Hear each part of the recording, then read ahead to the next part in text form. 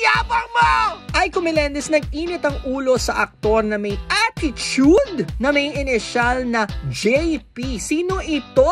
Kilala nating marespeto, mabait, malumanay at mahaba ang pasensya ni Konsehala Aiko Melendez. Kaya marami nagulat nang mag-post siya sa kanyang Facebook account. Ibig sabihin ito ay puno na si Aiko. Kaya ito ay umapaw na at idinaan na lang sa blind item ang kanyang galit. Base sa post ng Konsehala, Diyos mio, JP! Huwag ka masyado mayabang! Wala ka pa napapatunayan sa industriya para maging mayabang!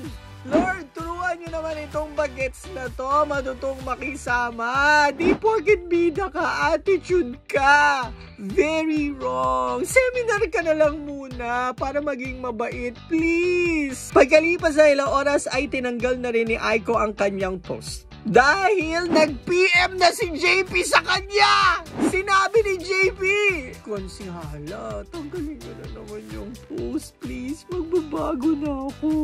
Hindi na ako magyayabang. JP, sino? Sino ba ang JP na artista? Guys, comment nyo down below.